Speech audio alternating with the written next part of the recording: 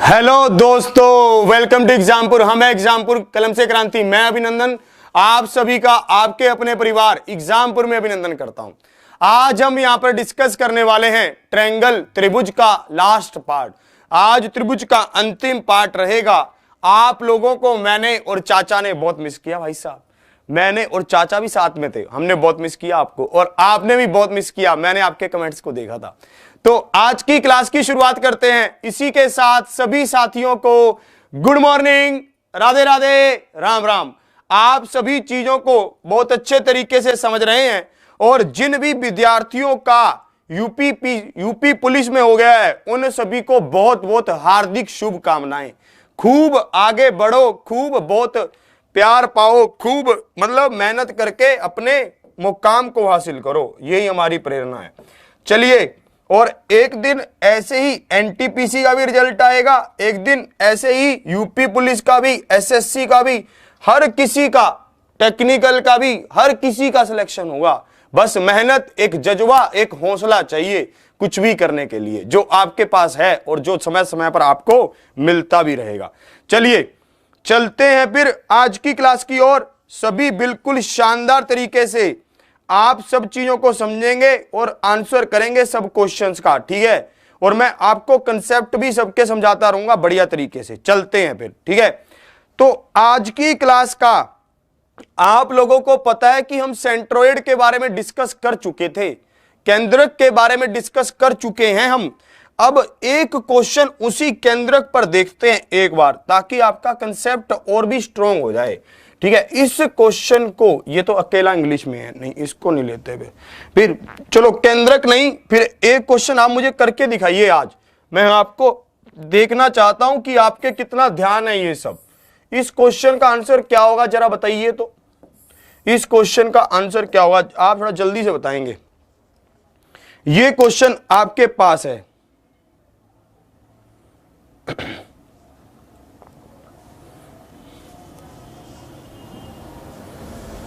चलो last question को मैं दोबारा बता दूंगा, एक बार आप इसको कीजिए। डीआरडीओ में पूरा पढ़ाया हुआ आया था, बहुत ही शानदार, बढ़िया आना था भाई।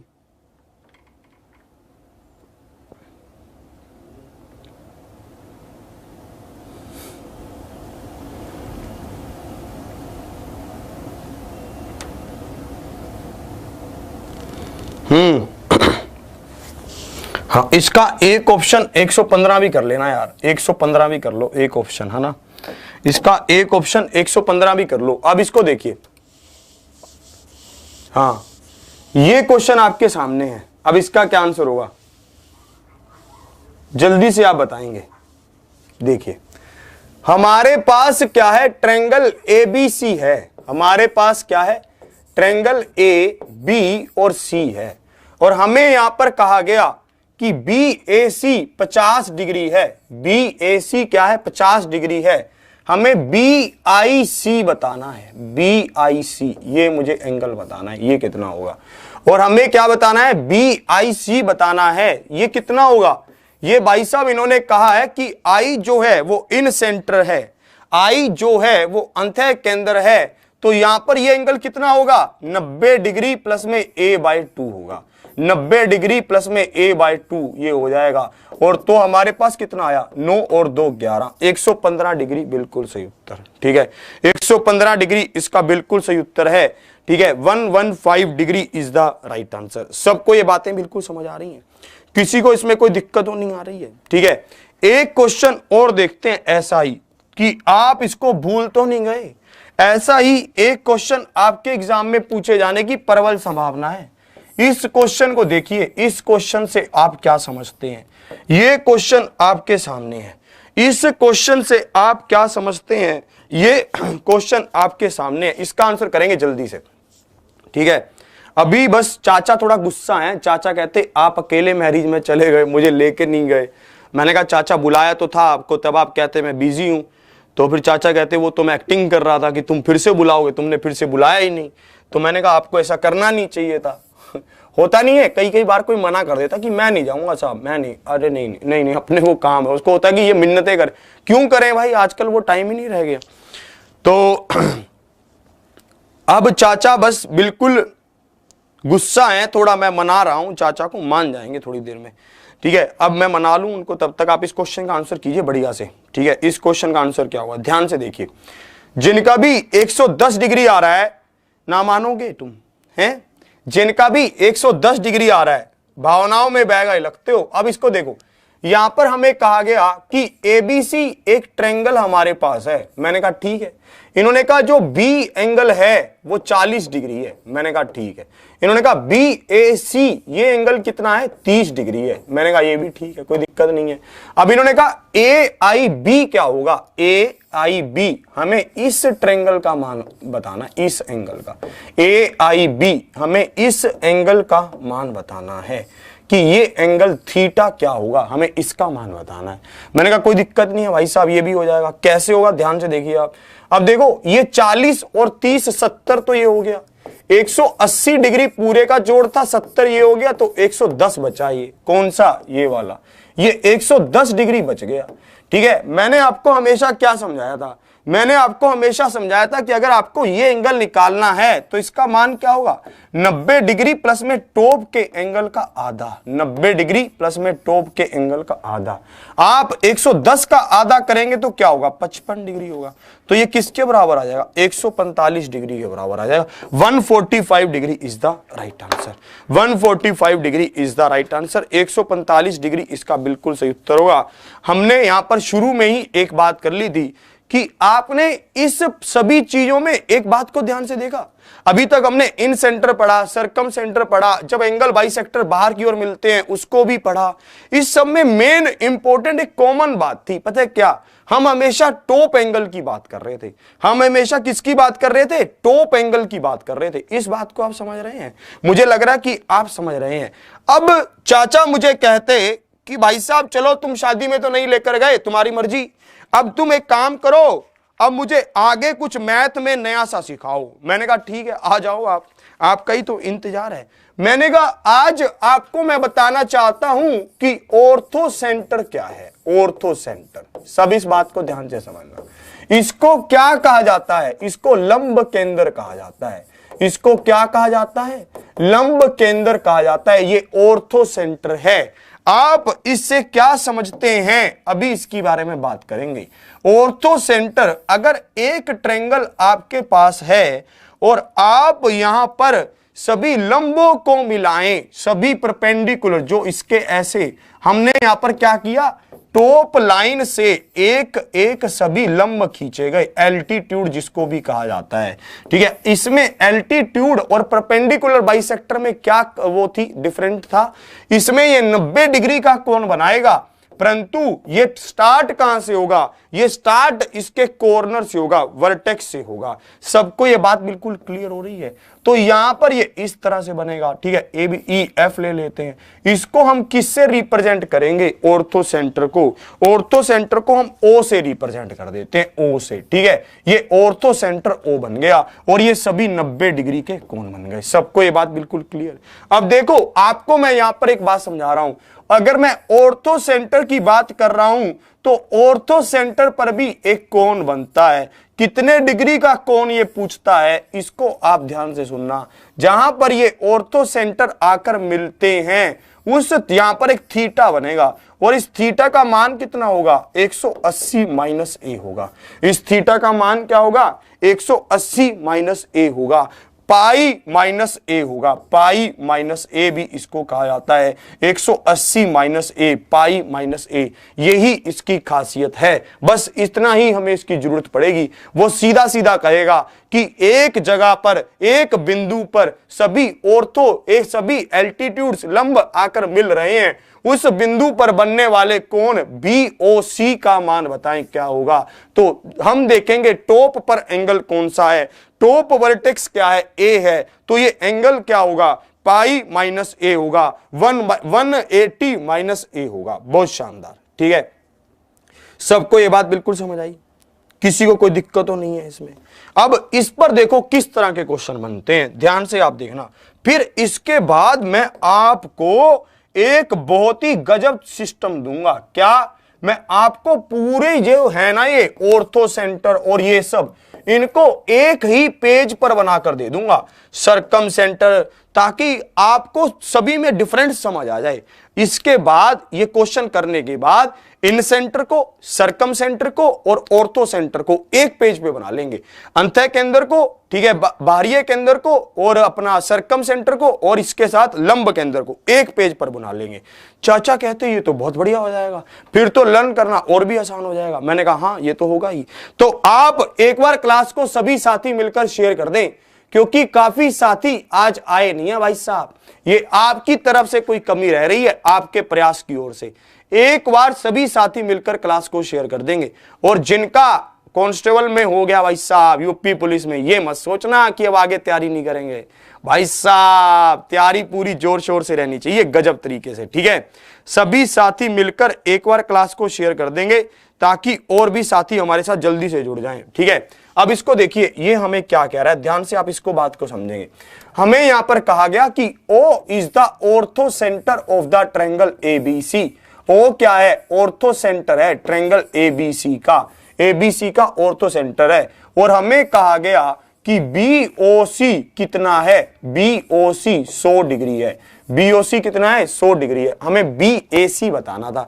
मैंने कहा ये एक तरीका होता है कि BOC किसके बराबर होता है, 180 माइनस A के बराबर होता है कि नहीं होता। BOC का मान क्या दे रखा था, 100 डिग्री दे रखा था, और हमसे क्या किसका मान पूछा गया था, A का मान पूछा गया था। तो A का मान कितना होगा, 80 डिग्री होगा। 80 degree is the right answer, 80 degree is the right answer, option C is the right answer. सबको ये बात बिल्कुल क्लियर, ठीक है, सबको ये बात बिल्कुल क्लियर, कोई दिक्कत तो नहीं है, ठीक है, सबको ये बात बिल्कुल 80 इज द राइट आंसर, ठीक है। सबको ये बातें बिल्कुल समझ आ रही हैं कि कैसे कैसे ये बात कर रहा है, आपको ये बातें बिल्कुल समझ आ रही हैं।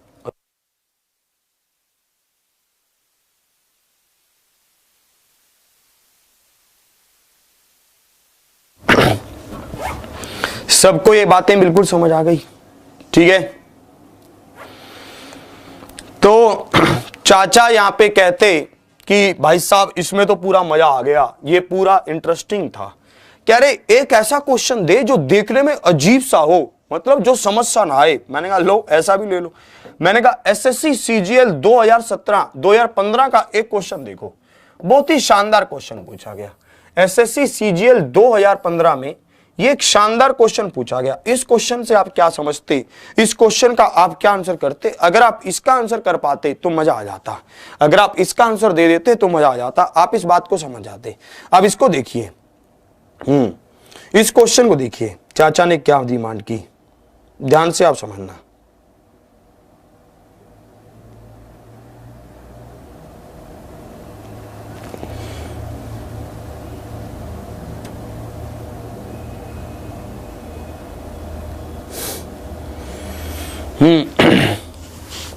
इसका आंसर बताइए अब।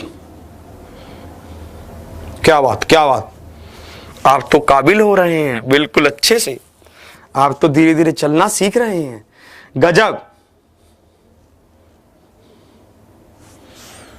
बहुत बढ़िया, अच्छा लगा मुझे। अब इसको देखिए आपके सामने कैसे होना था।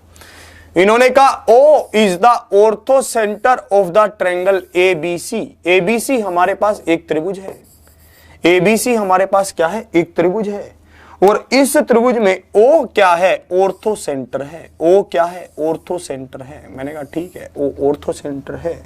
अब इन्होंने आगे कहा कि भाई साहब एक काम करके बताओ। इन्होंने कहा BOC प्लस में BAC का मान क्या होगा, BOC प्लस में BAC का मान क्या होगा, इसका मान हमसे पूछा। मैंने कहा BOC का मान कितना होगा, हमें बताया गया 180 डिग्री माइनस A होगा। कब, जब ये ऑर्थो सेंटर हो, जब ये क्या हो, O क्या हो, ऑर्थो सेंटर हो। तो मैंने इसके मान को यहां पे रखा 180 डिग्री माइनस A। और BAC का मान मुझे क्या बताया गया, BAC का मान तो BAC A एंगल ही रहेगा। तो प्लस और माइनस आपस में कट गए तो क्या बचा, 180 डिग्री बच गया। 180 degree is the right answer, 180 degree is the right answer, option C is the right answer. सबको ये बात बिल्कुल क्लियर, ठीक है। ये कितना हो गया, 180 degree is the right answer, 180 degree इसका बिल्कुल सही उत्तर है। सबको ये बातें बिल्कुल समझ आ रही हैं, ठीक है। अब देखो अब आई मित्री, आ गई मित्री। मित्री कहती कि आपने मुझे क्लास में बुलाया तो नहीं, पर मैं गेट पे बैठी सब समझ रही थी। मैंने कहा बहुत बढ़िया, आपने सब समझा, काबिले तारीफ। कुछ विद्यार्थी गेट पर बैठे बैठे समझ लेते हैं। पर उसकी एक शिकायत थी, क्या कि साहब आपने जो इतनी सब चीजों को बताया है ना, कभी सरकम सेंटर, इन सेंटर, ऑर्थो सेंटर, इनको एक पेज पर लिखकर दे दो जिससे हम उसका फोटो ले लें और हम उसको याद रखें सदा। मैंने कहा ठीक है मित्री, कोई दिक्कत नहीं है मित्री, आपकी बात को तो लौटाया जा नहीं सकता। अब मेरी बात को समझना ध्यान से कि मित्री की डिमांड को मैं कैसे पूरा कर रहा हूं। इन सेंटर क्या है, इन सेंटर की बात कर रहा हूं। इसको हिंदी में कहा जाता है अंतः केंद्र। इसको हिंदी में क्या कहते हैं, अतः केंद्र कहते हैं। ध्यान से आप पूरे इसका फोटो लेंगे, बहुत ही मस्त फिगर ये बन जाए, आप ध्यान से भी देखना। यहां पर उसने कहा कि ये ABC एक ट्रायंगल है, ABC एक ट्रायंगल है। मैंने कहा जब कभी भी यहां पर इन सेंटर आई एंगल बाइसेक्टर से मिलकर बनता है, ये किससे मिलकर बनता है, एंगल बाइसेक्टर से मिलकर बनता है। एंगल बाइसेक्टर मतलब क्या, कोण समद्वि भाजक। एंगल बाइसेक्टर मतलब क्या, कोण समद्वि भाजक से मिलकर बनता है। और ये क्या है, आई है। आपने इस एंगल को बताना है तो ये कितना होगा, 90 डिग्री प्लस में a/2 होगा। कितना होगा, 90 डिग्री प्लस में a/2 होगा। इसी तरह से अगर आप यहां पर इनको इसके बाहरी एंगल बाइसेक्टरों को मिलाते, अगर आप बाहरी एंगल बाइसेक्टरों को मिलाते तो जहां पर जो ये कोण बनता ये कितना होता, 90 डिग्री माइनस एंगल a/2 होता, 90 डिग्री माइनस a/2 होता। सबको ये बात बिल्कुल क्लियर, ठीक है, सबको ये बात बिल्कुल क्लियर हो रही है, ठीक है, सबको ये बातें बिल्कुल समझ आई। ये तो हो गया अंतः के अंदर। उसने कहा हाँ ठीक है, ये क्लियर है। अब चलो दूसरे पर। अब मैंने कहा सरकम सेंटर, ठीक है। अब ये क्या है, सरकम सेंटर है। अंतः केंद्र से आप मतलब तो समझ ही रहे होंगे, ठीक है, जो हमारे पास क्या करता है, अंदर का सर्कल बनाने के काम आता है, ठीक है, जो हमारे पास क्या करता है, अंदर का सर्कल बनाने के काम आता है। इसको हम क्या कहते थे, इसको हम कहते थे परिकेंद्र। इसको हम क्या कहते थे, परिकेंद्र कहते थे। ये बाहर का सर्कल बनाने के काम आता था ट्रायंगल के। मैंने कहा ये तो और भी सिंपल है। उसने कहा कैसे, मैंने कहा तुम्हें समझाया तो था मैं, आपने कह रही आपने तो सिर्फ इतना बताया था कि यहां पर आकर ये परिकेंद्र मिलते हैं, इसको सरकम सेंटर कहते हैं और यहां पर एंगल बनता है 2a का। तो मैंने कहा यही तो बात थी सारी, और कुछ बात ही नहीं थी, ठीक है। तो मैंने कहा यही तो बात थी। ये बात क्या थी, जब कभी भी आपके, ठीक है, सभी परपेंडिकुलर बाइसेक्टर एक जगह पर आकर मिलते हैं, ठीक है, ये क्या बोलते हैं, इसको परपेंडिकुलर बाइसेक्टर से मिलकर बनता है, परपेंडिकुलर बाइसेक्टर से, और इसको लंब केंद्र से, ठीक है, ठीक है। ये क्या है, लंब, एक परपेंडिकुलर बाइसेक्टर से मिलकर बनता है, तो ये कितना होता है, 2a होता है, ठीक है। सबको ये बात बिल्कुल क्लियर, परिकेंद्र। अब मैंने कहा कि भाई साहब एक और है हमारे पास। उसने कहा क्या, मैंने कहा अभी तो पढ़ा था ऑर्थो सेंटर। हमारे पास क्या है फिर, ऑर्थो सेंटर है। ऑर्थो सेंटर को हमने अभी अभी आपको बताया, इसको क्या कहा जाता है, लंब केंद्र कहा जाता है। इसको क्या कहा जाता है, लंब केंद्र कहा जाता है। और ये क्या होता है, ये एल्टीट्यूड से मिलकर बनता है, ठीक है, ये परपेंडिकुलर एल्टीट्यूड से मिलकर बनता है। ये ABC एक ट्रायंगल है। अगर मैं कहूं कि यहां पर ये एंगल क्या होगा, यहां पर ये एंगल, तो आप कहेंगे ये एंगल होगा पाई माइनस a होगा। ये एंगल कितना होगा, पाई माइनस a होगा, 180 माइनस a होगा, ठीक है। सबको ये बातें क्लियर।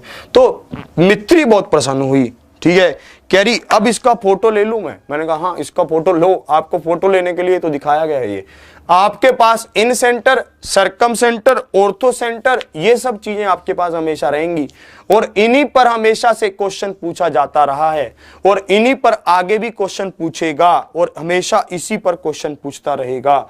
आप इसको ध्यान से देखिए और इन सब में आपको एक बात कॉमन समझ आ जाएगी कि इन सब में कॉमन क्या है।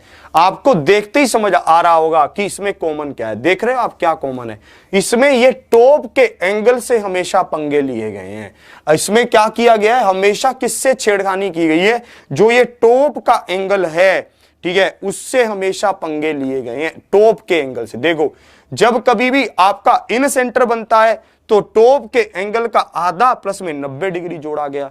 जब हमने बाहरी एंगल बाइसेक्टरों को मिलाया तो टॉप के एंगल के आधे को माइनस किया गया 90 डिग्री से। और जब कभी भी हमने सरकम सेंटर बनाया तो हमने टॉप के एंगल को दुगना कर दिया, और जब कभी भी हमने ऑर्थो सेंटर बनाया तो हमने उसको 180 में से माइनस कर दिया। इस तरह के ये क्वेश्चन बनते हैं, ठीक है। सबको ये बात बिल्कुल क्लियर?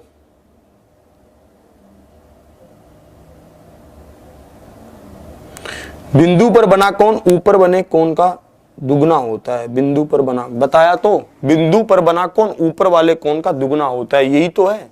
बिंदु पर बना कोण ऊपर वाले कोण का दुगना होता है, लिख लो ना आप उसको, ये सरकम सेंटर में है। सबको बात बिल्कुल क्लियर?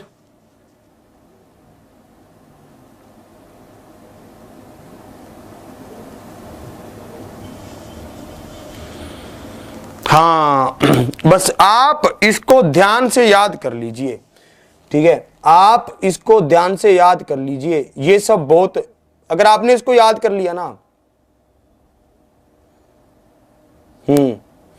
अगर आपने इसको ध्यान से याद कर लिया ना तो बात बन जाएगी, ठीक है। एक विद्यार्थी पूछ रहा है कि एल्टीट्यूड क्या होता है। एल्टीट्यूड देखो ध्यान से, जब आप एक ऊपर वाले, जब आप वर्टेक्स से यहां पर 90 डिग्री का कोण बनाते हो तो ये लंब होता है, लंब, ठीक है।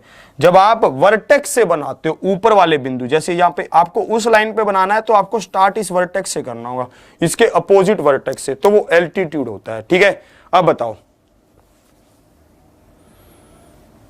ठीक है।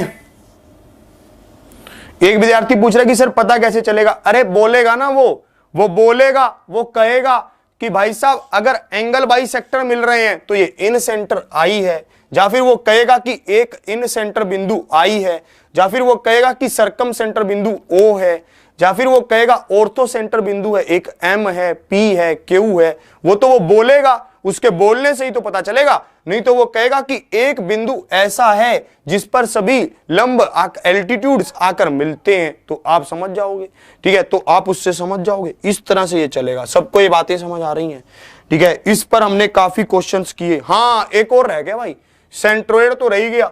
जब कभी भी आपके पास, ठीक है, अब सेंट्रोइड को भी समझ लो एक बार फिर से, जब कभी भी आपके पास सभी मीडियंस आकर मिलते हैं, ठीक है, जब कभी भी आपके पास सभी मीडियंस एक बिंदु पर आकर मिलते हैं, ये क्या है, मीडियंस है, ये क्या है, मीडियंस है, ठीक है। जब कभी भी मीडियंस एक बिंदु पर आकर मिलते हैं, ठीक है, जो भुजा को दो बराबर हिस्सों में बांटते हैं, तो उस पर एंगल तो कोई नहीं बनता, बस ये होता है कि उस बिंदु को सेंट्रोइड कहा जाता है, उस बिंदु को सेंट्रोइड कहा जाता है, और इसको कहा जाता है केंद्रक। एंगल वेंगल का कोई रोल नहीं है वहां पर, बस वहां पर यह है कि इसको सेंट्रोइड कहा जाता है, केंद्रक कहा जाता है।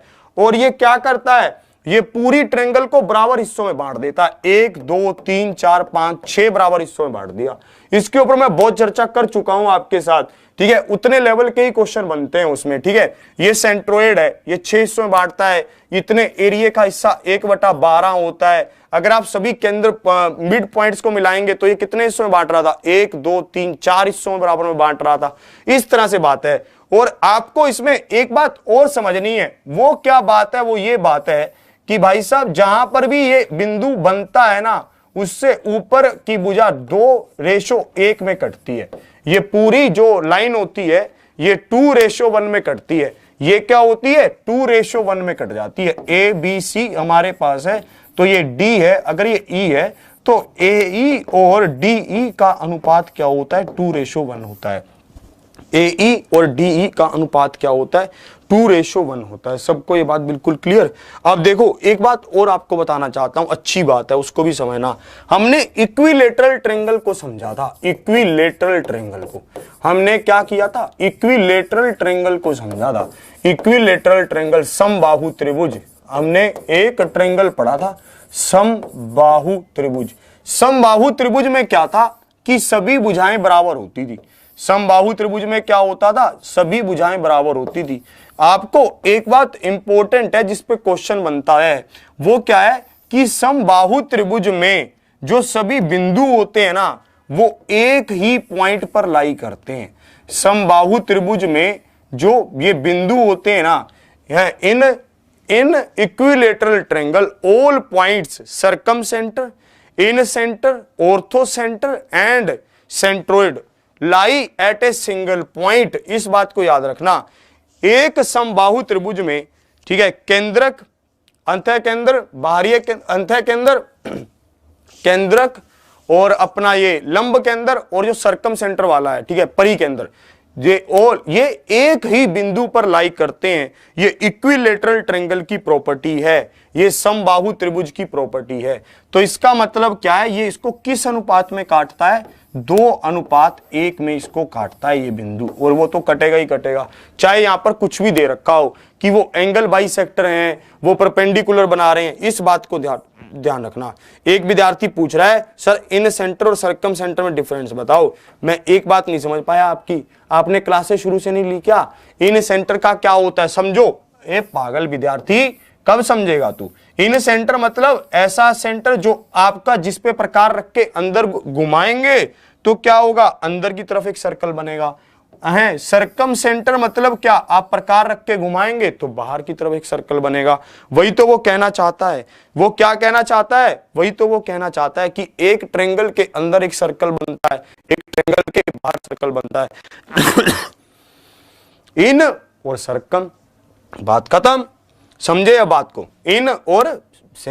इन सेंटर और सर्कम, बात समझे? चलो कोई नहीं, समझ नहीं आता कभी कभी कोई दिक्कत नहीं है, बात को पूछ लेना चाहिए अगर नहीं समझ आया, पर क्लासों को भी ध्यान से देखना चाहिए, है ना। अब इसको देखो, इसी बात पर एक बात बन गई थी। एसएससी सीजीएल 2013 में एक क्वेश्चन ये भी पूछा गया। एसएससी सीजीएल 2013 में एक क्वेश्चन ये भी पूछा गया। इस क्वेश्चन का आप क्या आंसर करते, इसको देखना।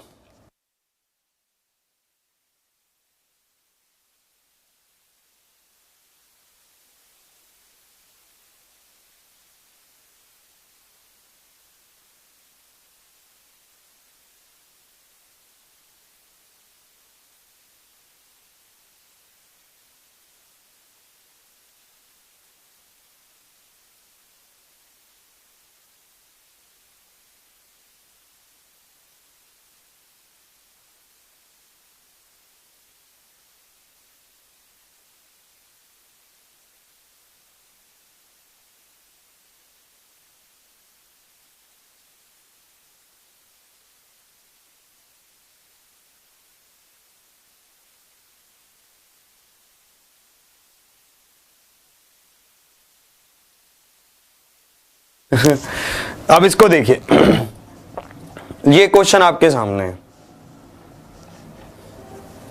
है। अब इसको देखिए आप। If A triangle ABC, ABC एक क्या है? ट्रायंगल है, एक त्रिभुज है। एबीसी क्या है? एक ट्रायंगल है, एक त्रिभुज है। और D is a point on BC, D क्या है? बिंदु है किस पर? बीसी पर। और हमें क्या कहा गया? एडी परपेंडिकुलर है। एडी क्या है? परपेंडिकुलर है बीसी पर। हमें यहां पर कहा गया, क्या कहा गया है? अच्छा, हमसे अनुपात पूछा गया है, और D is a point, A B ratio B D. अच्छा रुको रुको, A B ratio B D, ये क्या हुआ भाई? एक बार इसको ध्यान से देखते हैं।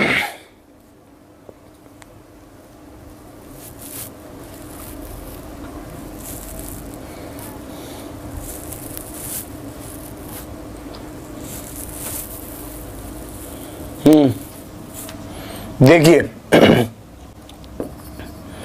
यहां पर इन्होंने कहा कि ए बी सी एक क्या है? इक्विलेटरल ट्रायंगल है। ए बी सी क्या है? इक्विलेटरल ट्रायंगल है। मैंने कहा ठीक है, ए बी सी एक इक्विलेटरल ट्रायंगल है तो अच्छी बात है। अब इसको देखिए आप, यहां पर ये सब बिंदु ओ पर आकर मिलेंगे, और ए डी क्या है? एक परपेंडिकुलर है बीसी पर, ठीक है। ए बी सी एक समबाहु त्रिभुज है, और डी बी सी पर एक बिंदु है जिससे कि ए डी उस पर परपेंडिकुलर है। हमें A B upon B D बताना है, कितना होगा? A B upon B D हमें ये बताना है भाई साहब। तो A B upon B D का मान आपको बताना है। मैंने यहां पर कहा कि ये सभी मान लेते हैं 2-2 होंगे, ये सब मान लेते हैं 2-2 होंगे, ठीक है। अगर ये परपेंडिकुलर है तो ये मीडियन भी होगा, तो ये कितना हो जाएगा? ये 1 हो जाएगा, ठीक है। तो ये कितना हो जाएगा? ये 1 हो जाएगा। सबको ये बात बिल्कुल क्लियर? यार ये बन नहीं रही यार, कुछ बात इसमें कोई गड़बड़ है ना? हाँ, इसमें कुछ गड़बड़ है, ये ऐसे बन नहीं रही बात, इसको मैं देख कर लाऊंगा। छोड़ो इसको, एक बार छोड़ते हैं इसको, इसमें कुछ प्रॉब्लम है, इसको देख कर लाऊंगा मैं, ठीक है। अगली क्लास में करवाऊंगा इसको देख कर लाऊंगा। छोड़ो इसको एक बार, कोई दिक्कत नहीं है, ठीक है। अब देखो, अब आपके लिए कुछ और लाया हूं साथ में, ठीक है, बढ़िया सा। इसमें कुछ गड़बड़ सी लग रही मुझे भी एक तरफ से समझ ना आ रहा वो कहना क्या चाह रहा। अब इसको देखो आप, कोई नहीं, लाऊंगा उसको देख के, ठीक है। अब इसको देखो, हाँ, अब इसको देखो। अब हम चलते हैं एक बहुत ही शानदार उस पर आगे। ये क्या है? Similar triangle. अब हम किस पर चल रहे हैं? सिमिलर ट्रायंगल पर चल रहे हैं। सिमिलर ट्रायंगल, इसको क्या कहा जाता है हिंदी में? समरूप त्रिभुज कहा जाता है। समरूप त्रिभुज, इसको देखना आप क्या होगा। ये बातों को आप ध्यान से समझना, ये बहुत ही इंपॉर्टेंट है। अब हम चल रहे हैं आपके साथ सिमिलर ट्रायंगल पर, यह भी बहुत इंपॉर्टेंट है। सिमिलर ट्रायंगल काफी इंपॉर्टेंट रहता है। सिमिलर का मतलब क्या है? सिमिलर का मतलब ऐसा है, एक तो होता है हूबेहू, बिल्कुल ही समान दिखे जो, वैसा नहीं, परंतु एक ऐसे दो बंदे जो दिखने में तो एक जैसे लग रहे हैं, पर एक थोड़ा सा छोटा है, एक थोड़ा सा बड़ा है, एक थोड़ा सा लंबा है, एक थोड़ा सा नाटा है, एक थोड़ा सा मोटा है, एक थोड़ा सा पतला है। ऐसे दो बंदे, उनकी बात करेंगे कि वो कैसे होते हैं। अब हम चल रहे हैं सिमिलर ट्रायंगल की ओर चल रहे हैं, ठीक है, सिमिलर ट्रायंगल की ओर। ये क्या है? एबीसी एक ट्रायंगल हमारे पास है। ये किसके सिमिलर होगी? एबीसी, ये हमारे पास एक पीक्यूआर ट्रायंगल है, पीक्यूआर। तो आपको समझना होगा कि ट्रायंगल सिमिलर कब कब हो सकती हैं, समरूप कब कब हो सकती हैं। ऐसी दो ट्रायंगल जो दिखने में तो समान रूप की हो, पर उनकी साइडें बराबर ना हो। साइडें उनकी क्या है? लंबाई में बराबर ना हो, उसको क्या कहा जाता है? समरूप त्रिभुज कहा जाता है। अब आप इसको ध्यान से समझना कि समरूप त्रिभुज क्या है, कैसे कैसे वो काम करती हैं। देखो, समरूप होने की 3-4 कंडीशन है। क्या क्या है, पहले उनको समझते हैं। ये कह रहा है कि अगर तीनों एंगल बराबर हो या फिर दो एंगल बराबर हो। देखो मेरी बात को समझना, मैंने कहा कि ये वाला ए एंगल पी के बराबर है, angle P is equal to angle P हो गया, A is equal to angle P हो गया।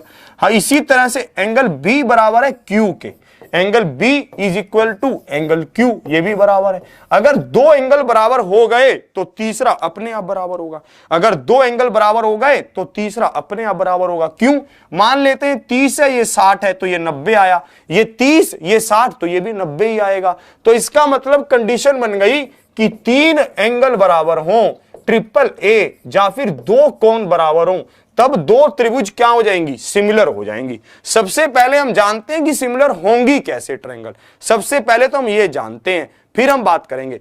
फिर मैंने कहा कि एक साइड ये और एक साइड ये, ठीक है। अगर मान लो कि साइडों की दो की लंबाई बराबर हो, दो साइडों की लंबाई बराबर हो और उनके बीच में बना कोण भी बराबर हो, तब भी क्या हो जाएगा? तब भी वो ट्रायंगल सिमिलर हो जाएंगी। इसको क्या कहा जाएगा? SAS condition. Side angle side कैसे हो जाएंगी? क्योंकि ये तो सिंपल सी बात है। मान लेते हैं कि भाई साहब ये और ये साइड बराबर है और ये कोण भी बराबर दे रखा है, तो ये वाले कोण तो अपने आप बराबर हो जाएंगे, ये कोण तो बराबर होने पड़ेंगे, समद्विबाहु त्रिभुज बन जाएगा, आइसोसेलेस ट्रायंगल बन जाएगा। इसी तरह से मान लेते हैं ये साइड और ये साइड बराबर है, ये कोण भी बराबर है इसके, तो इन कोणों को भी तो बराबर होना पड़ेगा, ऐसे एस कंडीशन बन जाएगी। फिर तीसरी कंडीशन आई, उसमें क्या था कि तीनों साइड बराबर हो, एस। अगर तीनों की तीनों साइड ही बराबर हो गई तो भाई वो तो छोटी नाटी क्या, वो तो बड़ा है, तो जितनी बड़ी वो ट्रायंगल उतनी बड़ी वो ट्रायंगल, उसमें तो कोई दिक्कत ही नहीं रह गई। फिर तो इनको बराबर होना ही पड़ेगा। सबको ये बात बिल्कुल क्लियर हो गई, किसी को इसमें कोई दिक्कत तो नहीं है। ये 2-3 कंडीशन आपकी बनती हैं, तो इससे हमें फायदा क्या होगा? पहली बात तो ये है, हमें ये समझना है, क्योंकि सबसे बड़ी बात ये होती है कि अगर कुछ हम निकाल रहे हैं कोई रिजल्ट, तो उस रिजल्ट का फायदा क्या है ये तो बताओ। तो चाचा कहते कि यार अभिनंदन ये सब बातें, अब एंगल वेंगल खत्म, बस इतना ही था। मैंने कहा और क्या था एंगल में? तीन चार प्रॉपर्टियां होती हैं, ऑर्थो सेंटर, सर्कम सेंटर, इन सेंटर, ये सब मैंने आपको बता दी। बोले यार ये तो बहुत आसान था, हम तो ऐसे ही डरते रहते थे। मैंने कहा हाँ ये तो है। मैंने कहा अगर आपने सिमिलर ट्रायंगल को समझ लिया ना तो आपके 50% क्वेश्चन सिमिलर ट्रायंगल पर पूछे जाते हैं। Similar triangle is the important part of the triangle. Similar triangle is the most important part of the triangle. 50% question similar triangle से पूछे जाते हैं। उन्होंने कहा इतना अच्छा है ये। मैंने कहा हाँ। मैंने कहा एक बार आप इसको ध्यान से फिर से समझो तो सही, आपको ये बात बिल्कुल समझ आएगी। ध्यान से इसको समझना। मैं एक बार इसको फिर से समझा रहा हूं जिनके नहीं समझ आए, ठीक है।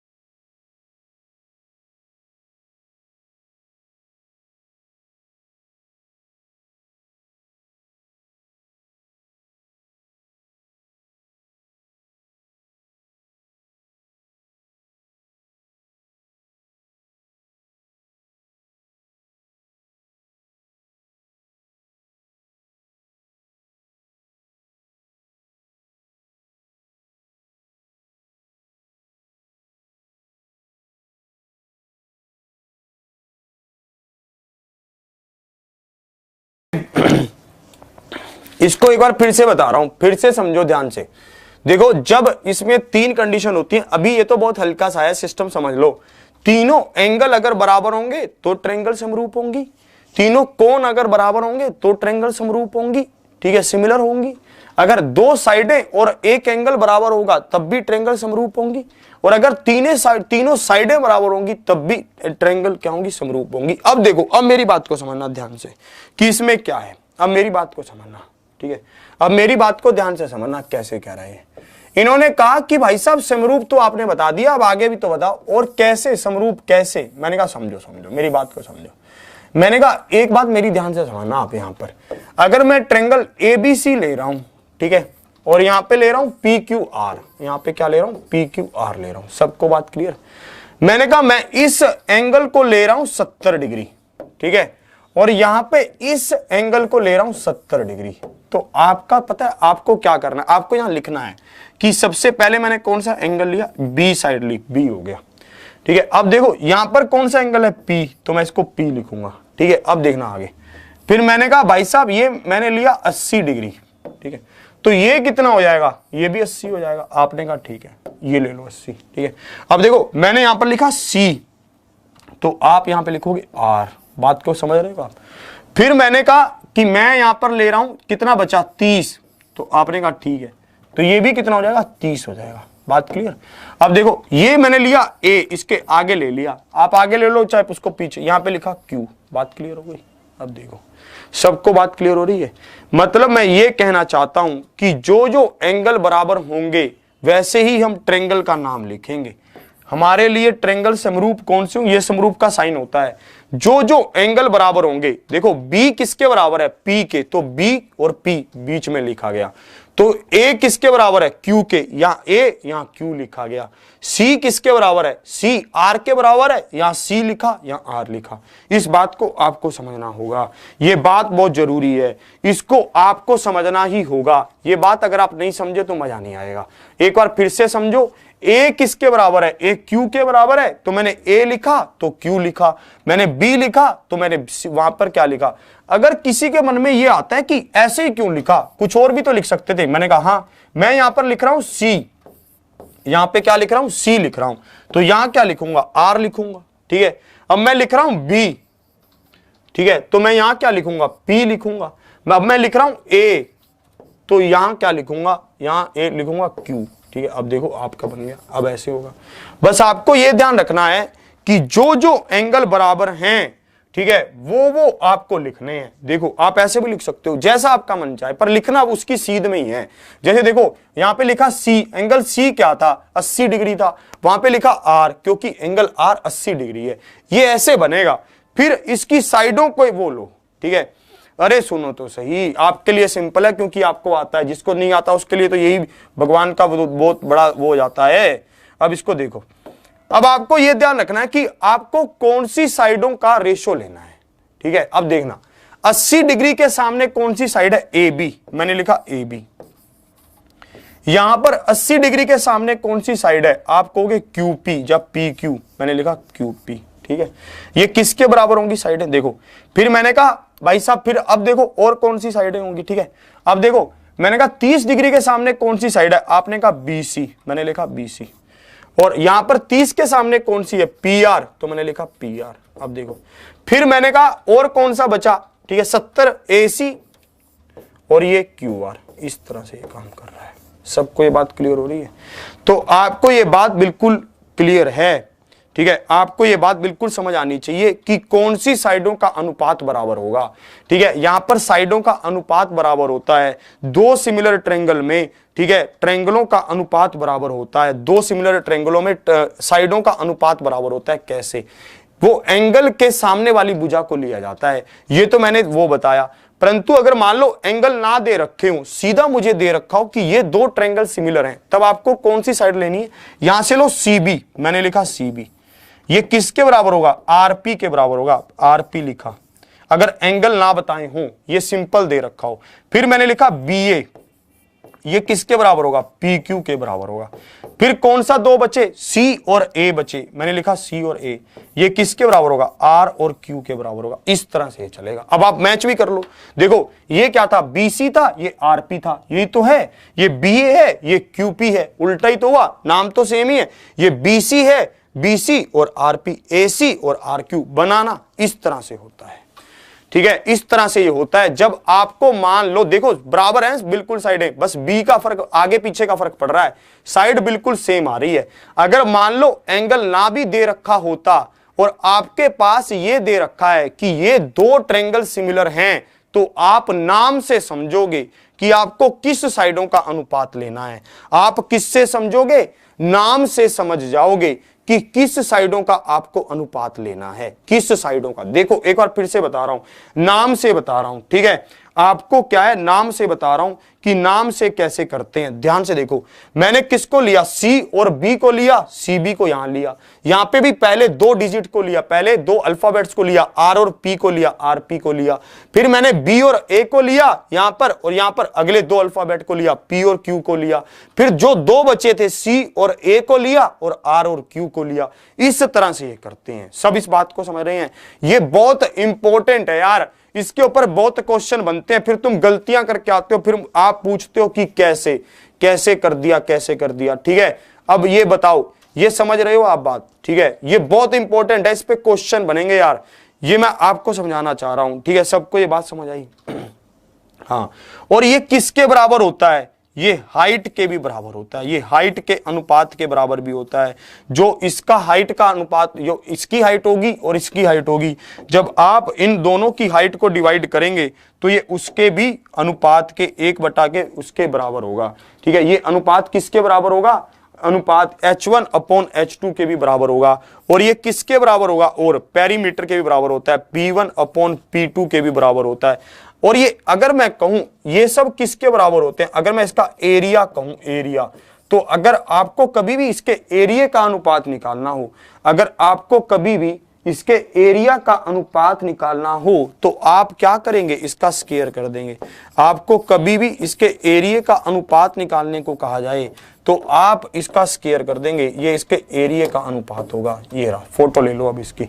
अगर आपको कभी भी इसका एरिया का अनुपात निकालने का कहा जाए तो ये क्या हो जाएगा? आप भुजाओं के अनुपात को स्क्वायर कर देंगे, वही एरिया का अनुपात होगा। सब इस बात को समझ रहे हैं? ठीक है, एरिया का रूल बता रहा हूं। ठीक है, एरिया का रूल यही होता है, जब कभी भी आपको यहां पर इनका अनुपात निकालने के लिए कहा जाएगा तो ये एरिया के भी बराबर होगा। सबको ये बात बिल्कुल क्लियर? ठीक है, हाँ भाई साहब, ये 8th 9th का ही है ये सब। अगर आप 8th 9th में समझ लेते तो बात बन जाती, पर कोई नहीं, चीजों को समझने का हर एक का टाइम होता है, हर चीज को करने का एक समय होता है। अब देखो आगे, ठीक है, अब इसको देखो, इस क्वेश्चन को देखिए, ये क्वेश्चन आपके सामने, इस क्वेश्चन से आप क्या समझते हैं? इस क्वेश्चन से आप क्या समझते हैं? इसको देखते हैं ध्यान से। अब देखिए, इसका आंसर करिए। देखो इसको देखो एक बार, ध्यान से देखो,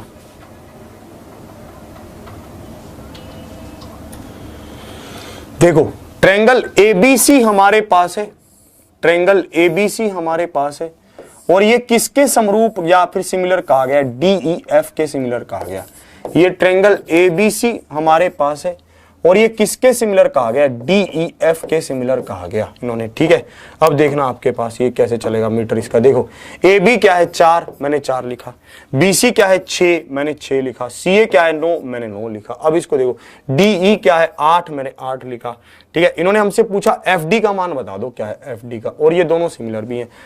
एफ डी का मान हमसे पूछा, मैंने कहा ठीक है A B upon B C, नहीं D DE, A B upon DE किसके बराबर होगा, A C upon D F के बराबर होगा। क्यों, क्योंकि ट्रायंगल सिमिलर है।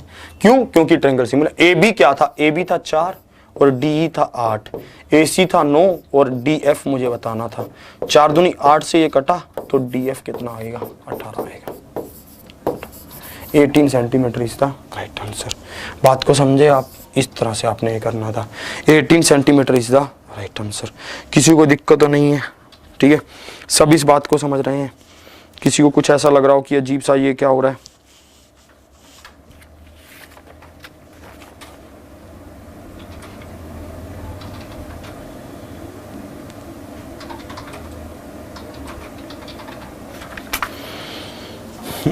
देखो तुम एक चीज दिखाऊं, अगर किसी को लगता है कि ये बहुत पुराने हो चुके हैं क्वेश्चन, ऐसा क्वेश्चन थोड़ी ना पूछता है, ये है वो है, तो अब देखो एसएससी सीएचएसएल 2018 में ये क्वेश्चन पूछा गया। ये वही है, ये वो नहीं है, रुक जाओ, ये नहीं है, ये 71 नंबर आ गया, इसको रोकते हैं, अभी रुको, इसको मैं बाद में करवाऊंगा, अभी करवाऊंगा उसको भी, अभी पहले ये देखो एक बार, ये देखो, अरे वो क्वेश्चन कहाँ गया,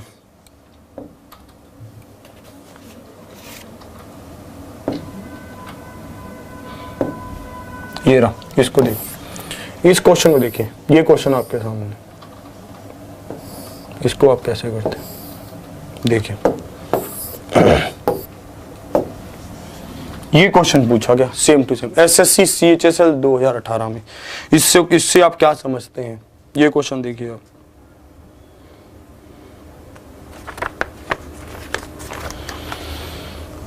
एसएससी सीएचएसएल 2018 में ये क्वेश्चन पूछा गया, इससे आप क्या समझते हैं।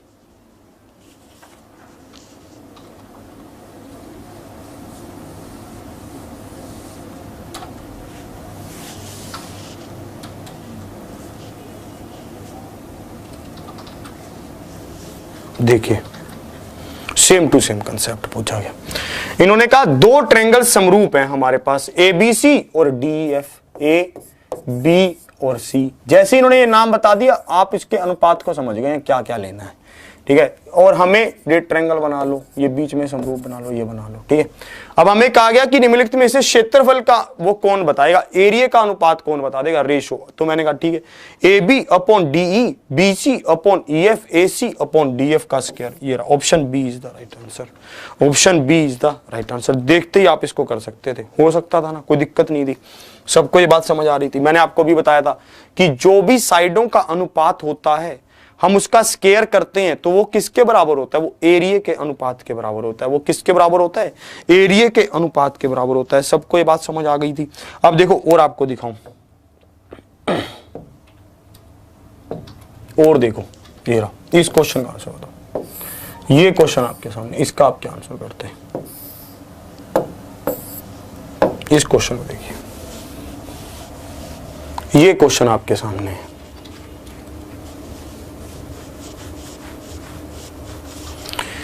Area of two similar triangle are 25 and 36 centimetre. 25 and 36 area का कह रहा है ये, एरिया A1 अपॉन A2 ये है। अगर A1 अपॉन A2 ये है तो मतलब ये क्या हुआ, H1 अपॉन H2 का होल स्क्वायर, ठीक है। हाइट के अनुपात का जो स्क्वायर होगा वही तो एरिया के स्क्वायर के बराबर होगा। हाइट के अनुपात का जो स्क्वायर होगा वही तो एरिया के स्क्वायर के बराबर, एरिया के स्क्वायर एरिया के अनुपात के बराबर होगा। मैंने कहा हाँ होगा। तो यहां पर ये स्क्वायर कर रहा है, इधर आके अंडर रूट करेगा तो ये क्या बन जाएगा, 5 और 6 बन जाएगा। H1 अपॉन H2 आया ये। हाइट एक की क्या है 15 है, तो हमें दूसरे की हाइट बतानी है 15/H2 ये हुआ 5 तिया 15 ये आया, और H2 क्या है 6 तिया 18, 18 इज द राइट आंसर। 18 इसका क्या हुआ, बिल्कुल सही उत्तर हुआ, 18 इज द राइट आंसर। सब इस बात को समझे आप, है ना, आपको अच्छा लगा ये करके, थोड़ा सा समझ आ रही हैं बातें? सबको ये बातें समझ आ रही हैं? और दिखाता हूं आपको, और देखो थोड़ा सा और लेकर चलता हूं आगे, है ना, और देखते हो थोड़ा सा।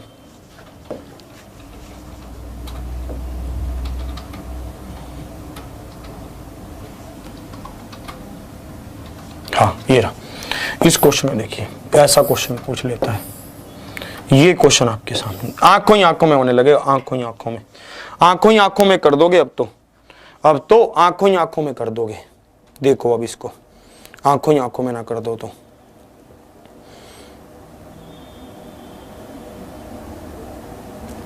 अब इसको देखो।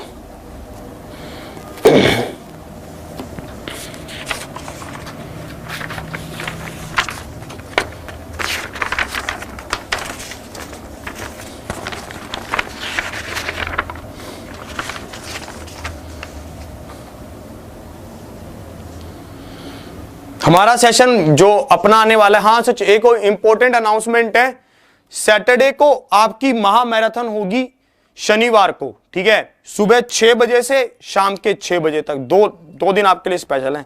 फिर संडे को अपना इंटरव्यू छपेगा उस दिन 11 बजे, ठीक है, 11 बजे अपन आएंगे भाई साहब लाइव। आप अपने क्वेश्चंस लेकर आना, मैं बताऊंगा भी सब आपको, अपना मार्कशीट भी दिखाऊंगा आपको कि कैसे कैसे अपना पहले टायर में मेरे नंबर रहे, फिर दूसरे पेपर में रहे, तीसरे में रहे, सब दिखाऊंगा यार उसमें। आपको बहुत बातें करेंगे यार उसमें, खुल के बताऊंगा आपको कि क्या पोस्ट है, कैसे कैसे मैंने यही पोस्ट क्यों ली, क्या हिसाब है, सब बातें करेंगे यार उसमें, सब बहुत अच्छे से। अब आपको यहां पर देखना था कि ट्रायंगल एबीसी का एरिया 144, पीक्यूआर का एरिया 169, हमसे इनके एरिया का क्या पूछा, परिमाप पूछा। पेरीमीटर किसका पूछा है, ये ट्रायंगल एबीसी का एरिया है ना, और ये ट्रायंगल किसका एरिया है, पीक्यूआर का एरिया है, ठीक है, आप इस बात को समझ रहे हैं। तो अब आप मुझे यहां पर ये बताइए, यहां पर पेरीमीटर अगर मैं इसका अंडर रूट करूंगा तो पेरीमीटर भी किसका आएगा, ये एबीसी का आएगा, और ये पेरीमीटर किसका आएगा, पीक्यूआर का आएगा। यहां पर क्या हुआ 12/13 आया, क्या 12/13 ही आंसर होगा, नहीं। जिनका भी ऑप्शन ए आ रहा है गाड़ी साइड में लगा लो भाई साहब, चालान कट गया आपका। जिनका भी ऑप्शन ए आ रहा है, क्यों, क्योंकि आपने यहां पर पेरीमीटर का अनुपात किसका बता दिया, एबीसी का पहले बता दिया, पीक्यूआर का बाद में बताया, जबकि इसने पूछा था पीक्यूआर का पहले और एबीसी का बाद में। तो पीक्यूआर का कितना है 13 और एबीसी का है 12, तो 13:12 इसका उत्तर होगा। Option B is the right answer, 13:12, option B is the right answer. सबको ये बात बिल्कुल क्लियर, ए वाले ना मानोगे तुम, हैं ध्यान से ना समझते चीजों को, ए वालों ध्यान से आपको समझना है इसको, ठीक है, ए वालों के लिए ये था, ठीक है। और बताइए आपके लिए क्या सेवा की जाए, ठीक है, सबको ये बातें बिल्कुल समझ आ रही हैं।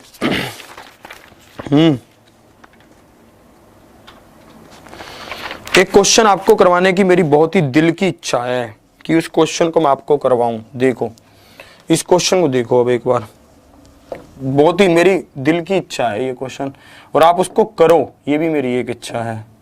देखो एसएससी सीपीओ 2019 अभी ताजा क्वेश्चन ये पूछा गया, क्या आप इस क्वेश्चन को कर पाएंगे, ये देखना चाहता हूं। बिल्कुल ही ताजा, पेड़ पे लटक रहा था, मैंने कहा तू नीचे आ, तेरे बिना नहीं हो पाएगा। अब इसको देखिए, यहां पर हमें कहा गया कि ट्रायंगल एबीसी किसके सिमिलर कही गई है, ट्रायंगल आरपीक्यू के सिमिलर कही गई, आरपीक्यू के। मैंने आपको भी बताया था कि ट्रायंगल को सिमिलर लिखने का रूप क्या होता है, समरूप क्या होता है। ये कह रहा है कि एबीसी एक ट्रायंगल है और ये किसके सिमिलर है, आरपीक्यू के सिमिलर, आरपीक्यू के, मतलब एंगल ए बराबर है एंगल आर के, एंगल बी बराबर है एंगल पी के, एंगल सी बराबर एंगल क्यू के। इस तरह से ये कह रहा है, समझे इस बात को, ध्यान से देखना। एसएससी सीपीओ 2019 बहुत ही ट्रेंडिंग क्वेश्चन रहा, सीजीएल में भी पूछा गया, अब की बार सीएचएसएल में भी, मतलब हर जगह उनको जहां भी ये मौका मिला उन्होंने ये इस तरह के क्वेश्चन को पूछा, मजा बहुत आया इसमें, ठीक है। सीपीओ में हर बार पूछा, मतलब जबरदस्त क्वेश्चन रहा ये। मैंने कहा हाँ इस क्वेश्चन में दम भी है, ऐसी बात नहीं थी। इन्होंने कहा पी क्यू है 4, मैंने लिखा 4, क्यू आर है 6, मैंने लिखा 6, और यहाँ पे आरपी है 7, मैंने लिखा 7। बात क्लियर हो गई। एसी का मान हमसे पूछा गया कि एसी क्या है, मैंने कहा ठीक है कोई दिक्कत नहीं है, प्रयास करूंगा। देखो अब मेरे को एक बात बताइए, हमें सबसे यहाँ पर और भी कुछ दिया होगा, दिया है या नहीं है? पी क्यू आर आरपी और ये सब हमें दिया है, ठीक है, चलो कोई दिक्कत नहीं है, देखते हैं इसको। सबसे पहली बात तो इन्होंने एरिया का अनुपात दे रखा है, मैंने कहा ठीक है, एरिया का अनुपात क्या दे रखा था? 1/4 दे रखा था। मैंने कहा सबसे पहले तो इसका अंडर रूट कर दो, अंडर रूट करते ही कितना आ गया? 1/2 आया। ये साइडों का अनुपात हो जाएगा, ये किसका अनुपात हो जाएगा? साइडों का अनुपात हो जाएगा। अब हमसे क्या कहा गया? एसी का मान पूछा गया, एसी का। ए और सी ये किसके बराबर होगा? ए और सी ये आर और क्यू के बराबर होगा। ए और सी किसके बराबर होगा? आर और क्यू के बराबर होगा। ऊपर कौन सी ट्रायंगल थी? ऊपर ट्रायंगल थी एबीसी वाली, तो मैंने ऊपर रखा एसी को, नीचे रखा आर और क्यू को। आर और क्यू कितना दे रखा था मुझे? 6 दे रखा था। आर क्यू मुझे कितना दे रखा था? 6 दे रखा था, जिनका भी 3.5 आ रहा है। ना मानोगे तुम हैं? तब तो कह रहे थे इसमें क्या है, ये तो बहुत आसान है। मैंने तब भी कहा था कि आपको यह ध्यान रखना है, जब आपको ये एंगल ना दे रखे हो कि तब उसने ट्रायंगल का नाम कैसे लिखा हुआ है। जैसे वो नाम लिखेगा वही साइडों को आप उठाओगे। अब इसने कहा एंगल ए बराबर है एंगल आर के। एंगल देखो, एंगल ए बराबर है एंगल आर के। इसने कहा एंगल बी बराबर है, एंगल बी बराबर है एंगल पी के। और इसने कहा एंगल सी बराबर है एंगल क्यू के। अब देखो जो जो एंगल बराबर है वो साइड लो। अब ये एंगल, इसके सामने कौन सी साइड है? एसी, और इसके सामने कौन सी साइड है? 6। तो अब इसको काटो, 2 3 6 कटेगा, तो एसी का मान क्या आएगा? 3 आएगा। एसी का मान क्या आएगा? 3 आएगा। ये क्वेश्चन पूछा गया। और जैसे आपने ये गलती की वैसे ही बहुत विद्यार्थी गलती भी करके आए। जैसे आपने अभी ये गलती की है वैसे बहुत विद्यार्थी गलती भी करके आए, ठीक है। तब मैं समझ गया था कि ये ऐसे होगा, ठीक है। MMRDA का पेपर था, पूरा का पूरा पेपर फंसा दिया भाई साहब। कंसेप्ट है तभी तो आप आ रहे हो, नहीं तो इतने महीने में तो आप भाग जाते। आप कहते अरे सर जी वही सब, ऐसे थोड़ी ना।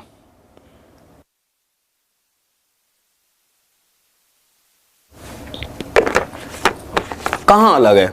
सेम तो है हिंदी इंग्लिश में, कहां अलग दिया? नहीं, मेरे को तो कुछ अलग नहीं दिख रहा, सेम ही तो है।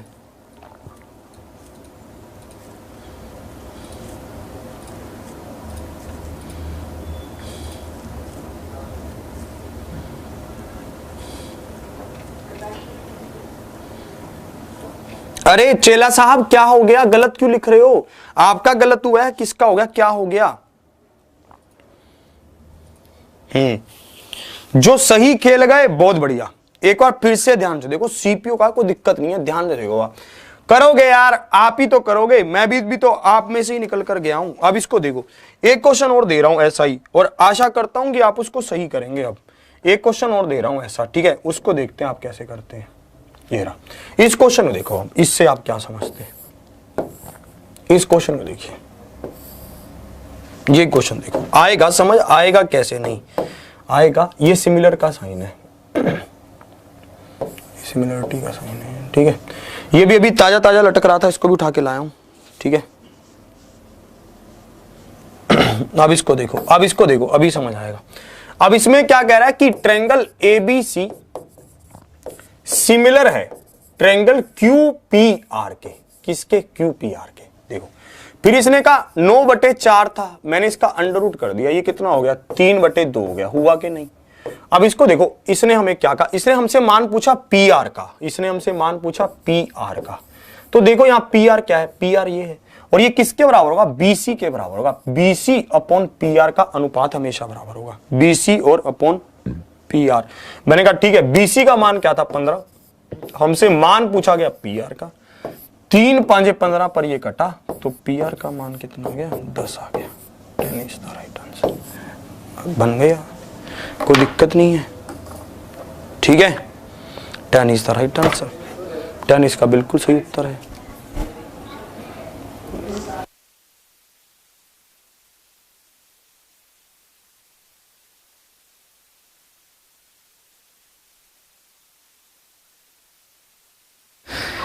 ठीक है, 10 इज द राइट आंसर। मैं आपको यह समझाना चाहता हूं कि भाई साहब यहां पर सीधी सी बात है कि जो जो एंगल बराबर होंगे वैसे आप इसको लिखोगे, वही वही साइडों का अनुपात बराबर होगा। सबको बात क्लियर? कोई दिक्कत तो नहीं है?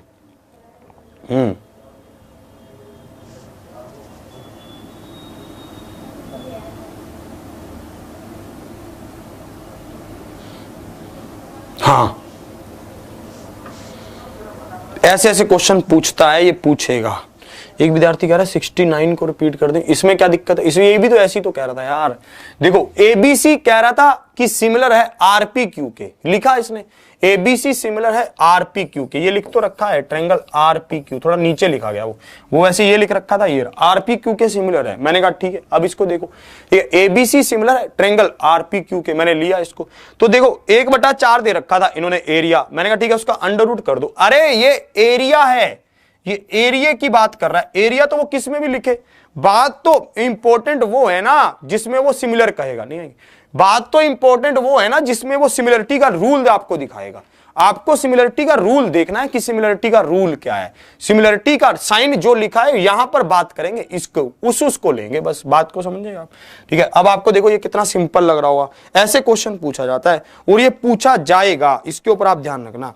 ठीक है, आज मैडम नहीं आएंगी, थोड़ा सा आप कर लो यार इसको, और भी अच्छा रहेगा। ठीक है, और देखो मैं आपको एक और नया क्वेश्चन दिखा रहा हूं, देखो इस क्वेश्चन का आप क्या आंसर करते समझो आप।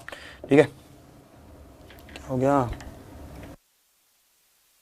यार अभी यार, अब इसको देखो, इसको आप देखिए, ये आपके सामने, इसको आप ध्यान से देखो, इसको देखो ध्यान से, इसको आप कैसे करते हैं। ठीक है, अब इसको अभी विवेक एक्सप्रेस नहीं होगी, वो सर कल यूपी पुलिस का रिजल्ट आया ना, तो सर आपके साथ खुशियां बांटते रहे पूरी रात, तो वो थक गए हैं। ठीक है, तो इसलिए विवेक एक्सप्रेस नहीं होगी, इसको एक बार आप ध्यान से देखिए, तब तक मेरे साथ रहो यार तुम, अब अपन भी इसको निपटा दें। अब इसको समझो तुम, मेरे को मौका मिला है, अब आपको मैं करवा दूं, ध्यान से देखो आप। ठीक है, यहां पर देखो इन्होंने क्या कहा, एसएससी सीएचएसएल 2018 में ये क्वेश्चन पूछा, अभी रिसेंटली ताजा, ध्यान से देखना इन्होंने क्या कहा, ध्यान से आप इसको समझना।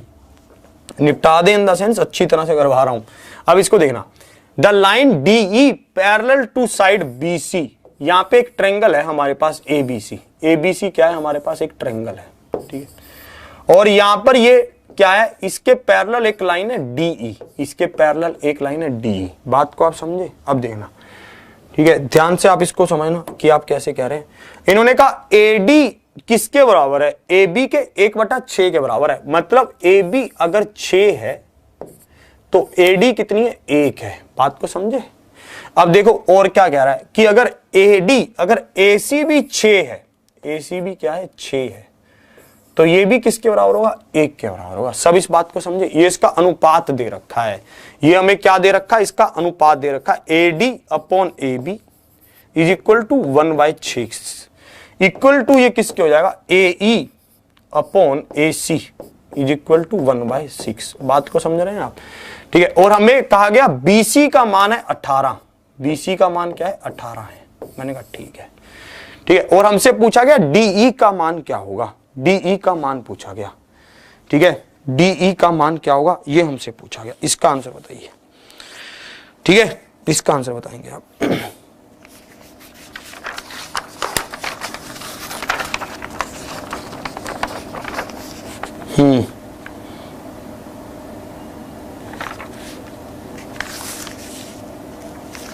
70 का 8 होगा, कौन सा कह रहे हो आप, 8 किसका, नहीं 8 नहीं होगा, आप गलत कर रहे हैं यार, 8 नहीं होगा, वो 10 ही होगा बच्चा, आप ध्यान से समझो उसको, आप गलत कराओगे, समझ लो उसको, ऐसे मत करो यार, समझ लो।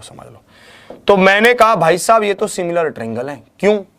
क्योंकि भाई साहब जब ये दो साइडों का अनुपात बराबर है तो तीसरी का भी बराबर होना पड़ेगा, जब दो साइडों का अनुपात बराबर है तो तीसरी को होना पड़ेगा दोस्त, तो तीसरी का क्या हो जाएगा, DE/BC, ये किसके बराबर आ जाएगा, DE/BC बराबर आ जाएगा 1/6 के। ठीक है, DE का मान हमें कितना दे रखा था, DE का मान हमें बताना था, इसका था 18, DE का हमें पता था 6 थी 18, तो भाई साहब DE का मान क्या आ जाएगा, 3 आ जाएगा, 3 is the right answer, 3 is the right answer. सबको ये बात clear, 3 is the right answer, clear? अब देखो इस क्वेश्चन में एक विद्यार्थी को थोड़ी सी पजलिंग है, मैं उसको दूर कर दूं, 1 सेकंड रुकना आप, ठीक है। अब देखो इसमें क्या कह रहा था, ABC एक ट्रायंगल है, मैंने बनाया ABC एक ट्रायंगल है, ये किसके समरूप है उसको लिखो, समरूपता लिखो किसके साथ है इसकी। A किसके बराबर Q के, मैंने लिखा Q। B किसके बराबर P के, मैंने लिखा P। C किसके बराबर R के, मैंने लिखा R। अब देखो ये एंगल ये एंगल ये एंगल डबल बराबर ये किसके, इसके, और ये किसके बराबर, इसके, 3 के, मैंने लिखा मैंने 3। अब देखो जो जो एंगल बराबर है उसके सामने वाली भुजाएं लो। देखो मैंने कहा ये एक एंगल BC किसके बराबर होगा, आप PR के बराबर होगा, क्योंकि एंगल A बराबर है एंगल Q के, BC अपॉन PR होगा। ये भी यहां पर भी ऐसे ही बन रहा था, BC अपॉन PR होगा।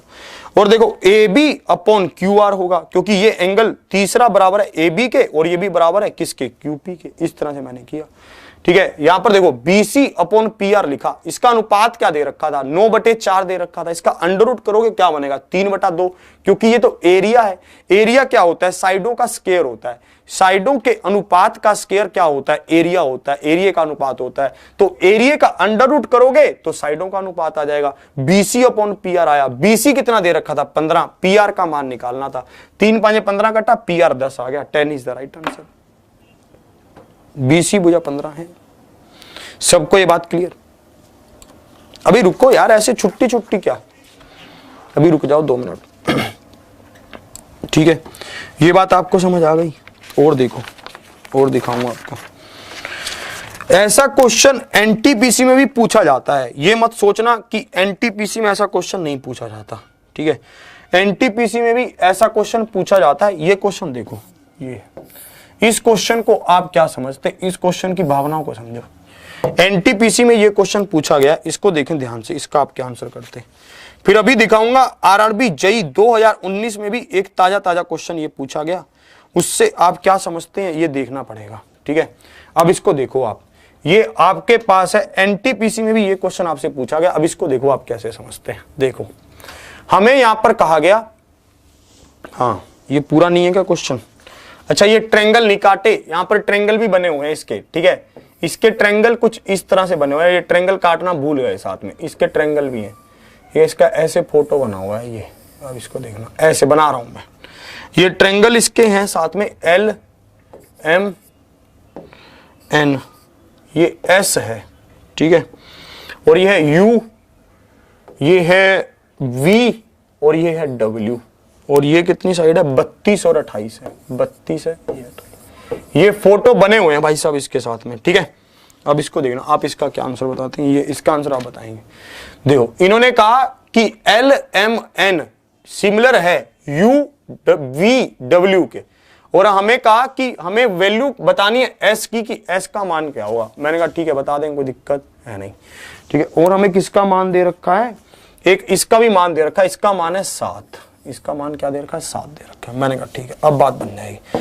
देखो इन्होंने कहा कि कौन कौन सी ट्रायंगल सिमिलर है, L M N ये सिमिलर है किसके, U V W के, ठीक है। हमें L M का मान बताना है, L M का, ये नीचे कौन आएगा, U V आएगा, और ये बराबर किसके हो जाएगा, बराबर ये हो जाएगा M N upon V W के, M N upon V W के। बस इतनी सी बात थी।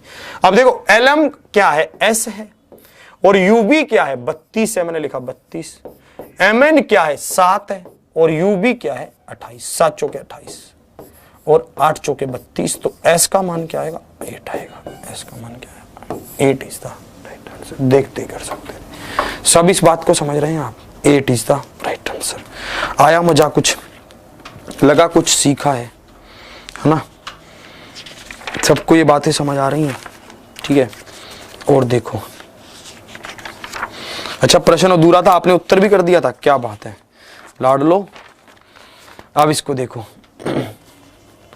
देखो RRB JEE में भी एक क्वेश्चन पूछा गया, कैसा, ध्यान से देखना, ठीक है। RRB JEE में भी एक क्वेश्चन आपसे पूछा गया, कैसा क्वेश्चन था, ध्यान से आप देखेंगे उसको, अभी आपको दिखेगा, ये रहा। RRB JEE में ये क्वेश्चन पूछा गया 2019 में। अब इसका आंसर आप बताएंगे, इसका आंसर आप अगर आपने कर दिया तो बस मैं समझ जाऊंगा कि आप आज मजा आ गया। फिर मैं समझ जाऊंगा कि आपने चीजों को समझ लिया। ठीक है, अब देखो आरआरबी जेई में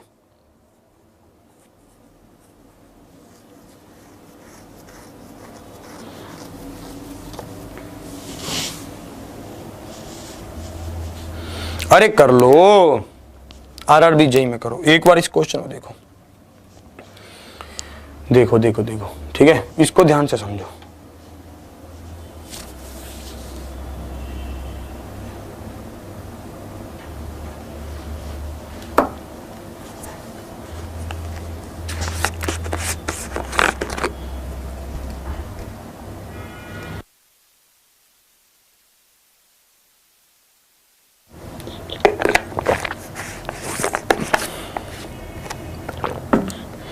हाँ बहुत अच्छे, ध्यान से देखो अब इसको। इसमें कहा गया कि ट्रायंगल एबीसी हमारे पास है एक, मैंने लिखा हमारे पास क्या है, ट्रायंगल एबीसी है, मैंने लिख दिया इसको। फिर इसने कहा कि डीई पैरेलल है किसके, बीसी के, मैंने लिखा डीई पैरेलल है बीसी के। ठीक है, मैंने कहा ये भी ठीक है। अब इसको देखो, इन्होंने कहा एडी 3 है और बीडी 1 है, मैंने कहा ठीक है। इन्होंने कहा ई ए कितनी है, 3.3 है, एडी कितनी है, 3.3 सेंटीमीटर है। ये तो अनुपात था, ये क्या था, अनुपात था, 3:1 था। और ये क्या है, ये हमारे पास सेंटीमीटर था। और हमसे पूछा गया एसी कितनी होगी, एसी हमसे क्या पूछा गया, एसी कितनी होगी, ये हमसे पूछा गया। अब इसको देखना, मैंने कहा एक बात मेरे समझ में आ गई है, अगर ये दोनों लाइनें पैरेलल हैं, जितना एंगल ये होगा उतना ही एंगल ये होगा। क्यों क्यों होगा भाई साहब, कोरस्पॉन्डिंग एंगल होगा। ठीक है, हम पढ़ चुके संगत कोण, हम बहुत बार पढ़ चुके हैं, पहले ही पढ़ लिया हमने कि दो लाइनें, दो पटरियों वाली लाइन क्या होती हैं, पैरेलल होती हैं, समांतर होती हैं। तो ये एंगल क्या होगा, सिमिलर कोण होगा, कोरस्पॉन्डिंग एंगल होगा। इसी तरह से अगर ये एंगल है तो ये भी एंगल होगा, इसको भी हम समझ गए, ये भी बराबर होगा, कोई दिक्कत नहीं। फिर मैंने कहा भाई साहब दो एंगल बराबर हैं तो ये एंगल तो कॉमन ही है, ये एंगल क्या है, ये तो कॉमन है, इसमें तो कोई दिक्कत ही नहीं है। तो इसका मतलब क्या है, दो ट्रायंगल हमारी क्या हो रही है, सिमिलर हो रही है। एबीसी ट्रायंगल सिमिलर हो रही है किसके, ए डी ई के सिमिलर हो रही है या नहीं हो रही है। तीन एंगल की प्रॉपर्टी, ट्रिपल ए वाली प्रॉपर्टी, एंगल एंगल। ठीक है, ये तीनों एंगल जब बराबर, एंगल एंगल एंगल, ये तीनों हो गए तो ये क्या हो गया, ये सिमिलर हो गई है सब। ये क्या हो गई, सिमिलर हो गई, समरूप हो गई दो ट्रायंगल। कौन सी, एबीसी और एडीई। बात को समझे आप, मैंने कहा हाँ समझ रहे हैं, कोई दिक्कत नहीं है, चाचा भी खुश हैं आज पूरे। मैंने कहा एक बात मुझे बताओ, ए बी अपॉन नीचे क्या लिखूंगा, एडी लिखूंगा, ये किसके बराबर होगा।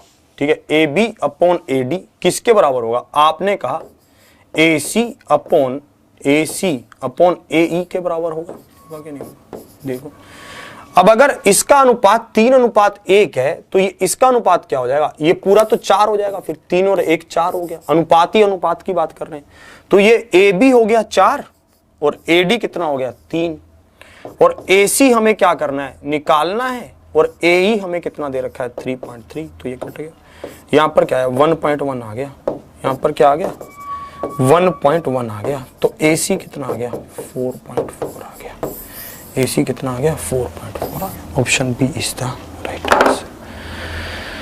ठीक है, तो इसका क्या होगा 4.4 is the right answer, 4.4 is the right answer, option B is the right answer. ऐसा क्वेश्चन पूछा जाता है। ठीक है, ऐसा क्वेश्चन पूछा जाता है। चेहरे पर एक खुशी है आपके कि सिमिलर ट्रायंगल के कंसेप्ट को समझ चुके हैं आप, और मेरे चेहरे पर यह खुशी है कि मैं आपको समझा चुका हूं। सिमिलर ट्रायंगल से एक क्वेश्चन पक्का है आपके एग्जाम में, 101% है, इसमें कुछ भी डाउट नहीं है। सिमिलर ट्रायंगल से एक क्वेश्चन आपका पूछा जाएगा। ठीक है, सिमिलर ट्रायंगल का एक क्वेश्चन आपका पूछा जाएगा, बहुत ही मस्त क्वेश्चन रहेगा, आपको मजा सा आ जाएगा करके उसको। ठीक है, जिसको थोड़ा सा कम समझ आया वो उसको करना आप। ठीक है, उसको एक बार करना।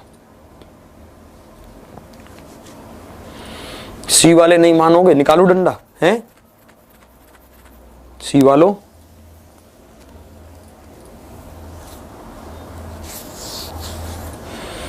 चलो आज देखो, मैं आपको ये समझाना चाहता हूं कि कई बार कुछ चीजें होती हैं जो हमारे हाथ में होती हैं, हम उनको कर सकते हैं। वो क्या है? पढ़ाई हमारे हाथ में। जैसे आज काफी विद्यार्थियों का रिजल्ट आया यूपी पुलिस का, है ना। तो कुछ विद्यार्थियों का सिलेक्शन हुआ होगा, कुछ का नहीं हुआ होगा। ये होता है कई बार, ठीक है। जिनका सिलेक्शन हुआ उनको बहुत बहुत बधाई, उनको बहुत बहुत आशीर्वाद, प्यार, खूब आगे बढ़े अब। और जिनका नहीं हुआ उनके लिए भी खूब प्यार है मेरी ओर से, कोई दिक्कत नहीं है यार। कई बार हम बहुत प्रयास करते हैं, बहुत मेहनत करते हैं, पर कुछ कमी रह गई होती है कहीं ना कहीं। एक बार मैं अभी यहां पर गया छोले कुलचे वाले के पास, अभी मैं छोले कुलचे खा रहा था, मेरी उससे बात हुई। और साहब, मेरी छोले कुलचे वाले से बात हुई। मैंने उससे कहा कि यार अगर मान लो आपके पास कोई दिन ऐसा आया कि आपकी रेडी पर कोई आया ही ना हो छोले कुलचे खाने। उन्होंने कहा हाँ साहब, बहुत बार ऐसा हो जाता है। जब मैंने शुरू में लगाया तो कई लोग नहीं आते थे। मैंने कहा हाँ ये है, ये मैंने भी देखा, कई बार हो जाता है ऐसा। उन्होंने कहा, फिर मैंने कहा आपने क्या किया? कह रहा सर फिर मैंने देखा थोड़ा सा साफ सफाई ज्यादा की हो सकता है कि थोड़ा सफाई कम थी उस दिन, मुझे लगा। मैंने उसके ऊपर कपड़ा वपड़ा मारा और अच्छे से छोले कुलचे लिखवाया। मैंने कहा फिर? कह रहा साहब ऐसा भी चांस बना, अगले दिन भी कोई नहीं आया। मैंने कहा अच्छा, ये भी मुझे तो बहुत मुसीबत हो गई।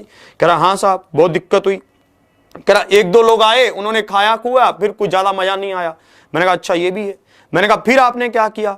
फिर सर मैंने सोचा कि हो सकता है लोकेशन गलत हो, गलत जगह पर खड़ा हूं मैं, क्या पता लोकेशन थोड़ी चेंज करके देखूं। तो बोला मैंने लोकेशन थोड़ी चेंज की, रेडी को आगे पीछे लगाया। तो कह रहा, मैंने कहा फिर? कह रहा दो चार लोग सर और आने लगे। मैंने कहा, कह रहा हौसला तो बड़ा पर मजा नहीं आया। मैंने कहा फिर आपने क्या किया? कह रहा सर फिर मैंने किसी से सुना कि मेरे छोले कुलचों का टेस्ट वैसा नहीं है, फिर मैंने टेस्ट को बदला। फिर मैंने कहा क्या हुआ? कह रहा फिर 5-10 लोग और बढ़े। फिर मैंने कहा कुछ और? कह रहा धूप होती थी, छाता वाता लगा दिया और सिस्टम बन गया। मैंने कहा अच्छा। तो कह रहा फिर मैंने कहा आपने ये सब किया कैसे? बोला सर एक्सपीरियंस, मैंने चीजों को देखा समझा, जो कमी थी उसको दूर किया। फिर मैंने देखा समझा और जो कमी थी उसको दूर किया। मैंने कहा क्या बात है यार, यही तो जिंदगी का ज्ञान है, यही तो एक बात है। इतनी सी छोटी बात को उन्होंने कितने अच्छे वर्णों में एक्सप्लेन कर दिया और बहुत ही शानदार। यही जिंदगी है। आप अगर कुछ करते हैं, हो सकता है पहली बार में वो चीज वैसा रिजल्ट ना दे, हो सकता है बाई चांस, ठीक है। तो हमें क्या करना है? हमें थोड़ा सा पोजीशन बदल कर देख लेनी है कि भाई साहब ये क्या है, ठीक है। हमें थोड़ा सा पोजीशन बदल कर देख लेनी है कि भाई साहब थोड़ा सा पोजीशन बदल कर देखें कि क्या कुछ और हो जाए। फिर हम क्या करेंगे? थोड़ा सा और प्रयास करके देखते हैं कि और प्रयास क्या है। फिर अगर मान लो कि बाई चांस पोजीशन वैसी नहीं बनी, मान लेते हैं कि रिजल्ट वैसा नहीं आया, तो हो सकता है कि हमारी पढ़ाई में थोड़ी कमी हो सकता है कि पढ़ाई थोड़ी सी कम रह गई हो, ठीक है। मान लेते हैं कि रिजल्ट वैसा बिल्कुल कगार पर था। अक्सर क्या होता है, मैं बहुत बार देखता हूं कि कई स्टूडेंट 1-2 नंबरों से रह जाते हैं, तब बहुत दिल दुखता है यार। आधे नंबर से रह गए, आधे 1 नंबर से रह गए, तब बहुत अजीब लगता है कि यार ये क्या बात हो गई यार, बिल्कुल ही पॉइंटों पर रोक लिया यार, बहुत ही पॉइंटों पर रोक लिया। अरे मैं कह रहा हूं कि पॉइंटों पर अगर उसने रोका है तो तुम्हारी मेहनत बिल्कुल सिरे पे है। बस अब ऐसा समय नहीं है कि तुम फिर से ट्राई करो और रिजल्ट ना निकले, पक्का निकलेगा, मैं पक्का गारंटी ले रहा हूं।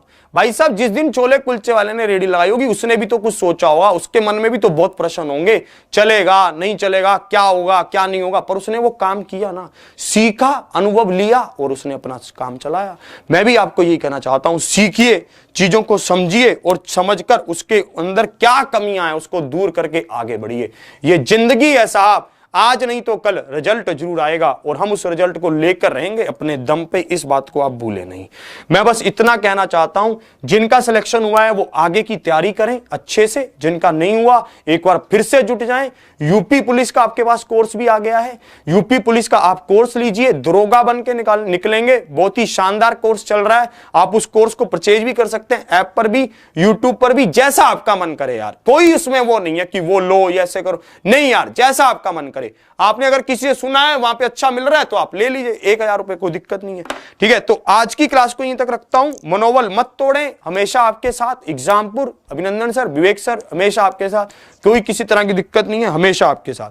तो वीडियो को लाइक शेयर जरूर कीजिएगा, चैनल को सब्सक्राइब जरूर करें और अपने ऑफलाइन कमेंट करके बताएं कि आपको क्लास कैसी लगी। और जिनका भी सिलेक्शन हुआ है उनके लिए मेरे लिए बहुत बहुत खुशी का मौका, और जिनका भी नहीं हुआ एक दिन आपके लिए भी वो खुशी के पल आएंगे, खुशी के मोमेंट आएंगे, घबराइए नहीं, बस आज की क्लास को यहीं तक रखता हूं, फिर मिलूंगा इसी उत्साह और उमंग के साथ। अभी 9:30 बजे भी मिलना है और रात को 9 बजे भी जरूर आना है। आपका वहां पर भी बहुत ही शानदार सेशन चल रहा है, सुपर 60 सीरीज। इसी के साथ ऑफलाइन कमेंट करके ऑफलाइन कमेंट करके जरूर बताना कि क्लास कैसी लगी। इसी के साथ जय हिंद, जय भारत।